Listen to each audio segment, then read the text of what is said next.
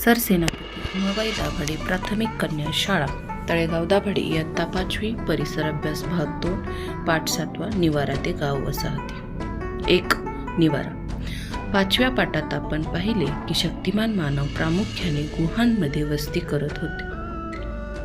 त्यावेळी युरोपमध्ये गोठून टाकण्या इतके अतिशीत हवामान होते. शेकोटीचा उपयोग केल्यामुळे आणि चमड्याचे कपडे वापरल्यामुळे त्यांना थंडीपासून संरक्षण मिळवता आले. परंतु तेवढेच पुरेसे ठरले नसावे. त्यामुळे त्यांनी गुहेच्या आतील भागात जनावरांची कातडी वापरून उबदार तंबू उभे केले. जिथे गरज होती तिथे त्यांनी उघड्यावरही झोपड्या बांधल्या. मध्याश्मयुगीन काळात बुद्धिमान मानवाच्या समूहाने जगभर वस्ती केली.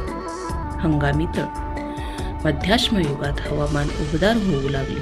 सर्वत्र पर्यावरणात बदल होत होते. त्यामुळे मध्याश्मयुगीन काळात बुद्धिमान मानवाच्या आहार पद्धतीतही बदल होत गेला. फार मोठ्या प्रमाणावर झालेली ही शिकार आणि पर्यावरणातील बदल यामुळे मध्याश्मयुगापर्यंत मॅमोथसारखे महाकाय प्राणी नष्ट होऊ लागले होते. त्यामुळे शिकारीच्या बरोबरीने बुद्धिमान मानव मोठ्या प्रमाणावर मासेमारी करू लागला होता. बदललेल्या आहार पद्धतीमुळे बुद्धिमान मानवाचे समूह दूरवरच्या प्रदेशांपर्यंत भटकंती करू शकत होते. आत्ता त्याचा रानडुक्कर, हरिण, डोंगरी शेळी, मेंढी यासारख्या छोट्या प्राण्यांच्या शिकारीवर अधिक भर होता. बदलत्या हवामानानुसार ते वेगवेगळ्या ठिकाणी तात्पुरती वस्ती करून राहत होते. त्या हवामानानुसार धान्यांची कापणी करणे, फळे कंदमुळे गोळा करणे ही कामे करत होते. मासे कोणत्या हंगामात खूप मिळतील हे जाणून घेऊन त्याचा फायदा करून घेत होते.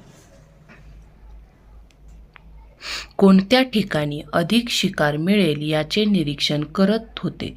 अशा कारणांमुळे ते एका ठिकाणी दीर्घकाळ मुक्काम करत असत.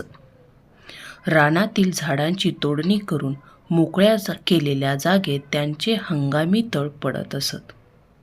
गाव वसाहती नवाश्मयुगातील मानवाची जीवनपद्धती पुराश्मयुग आणि मध्याश्मयुग या काळातील जीवनपद्धतीपेक्षा पूर्णपणे भिन्न होती. या काळात मानव अन्नधान्याचा उत्पादक बनला. शेतीची सुरुवात हे नवाश्मयुगीन संस्कृतीचे वैशिष्ट्य आहे. शिकार आणि फळे कंदमुळे गोळा करण्यासाठी सतत फिरत राहणे आवश्यक असते. परंतु दीर्घकाळ पुरेल एवढ्या अन्नधान्याची तजवीज शेतीतून करता येणे शक्य झाल्यामुळे या काळात सतत शिकार करण्याची गरज राहिली नाही. त्यामुळे सतत फिरण्याची आवश्यकता उरली नाही.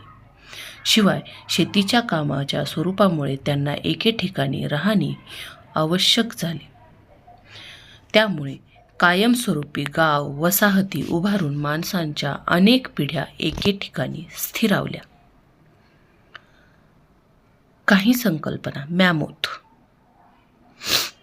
मॅमोथ हा हत्तीचा पूर्वज होय, परंतु हत्तीच्या तुलनेने तो आकाराने प्रचंड असणारा प्राणी होता. स्वाध्याय. प्रश्न पहिला. प्रत्येकी एका वाक्यात उत्तरे लिहा. अ. बुद्धिमान मानवाचा कोणत्या प्राण्याच्या शिकारीवर अधिक भर होता? उत्तर. बुद्धिमान मानवाचा रानडुक्कर, हरिण, मेंढी, डोंगरी शेळी यासारख्या छोट्या प्राण्यांच्या शिकारीवर अधिक भर होता. आ.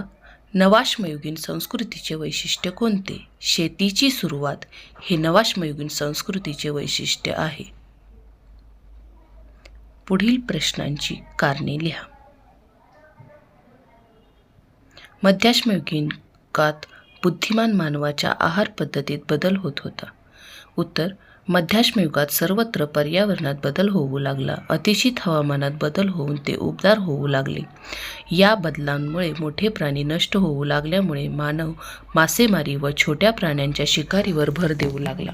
या कारणामुळे मध्याश्म युगात मानवाच्या आहार पद्धतीत बदल होत होता. मानव एके ठिकाणी दीर्घकाळ मुक्काम करू लागला. उत्तर: भटकंती करणाऱ्या बुद्धिमान मानवाचे समूह बदलत्या हवामानानुसार वेगवेगळ्या ठिकाणी वस्ती करून राहत असत. हवामान बदलानुसार धान्याची कापणी करणे, फळे कंदमुळे गोळा करणे ही कामे करीत असत. मासे कोणत्या हंगामात मोठ्या प्रमाणावर मिळतात, अधिक शिकार कोणत्या ठिकाणी मिळेल याचे ते निरीक्षण करत असत. अशा कारणांमुळे मानव एके ठिकाणी दीर्घकाळ मुक्काम करू लागला.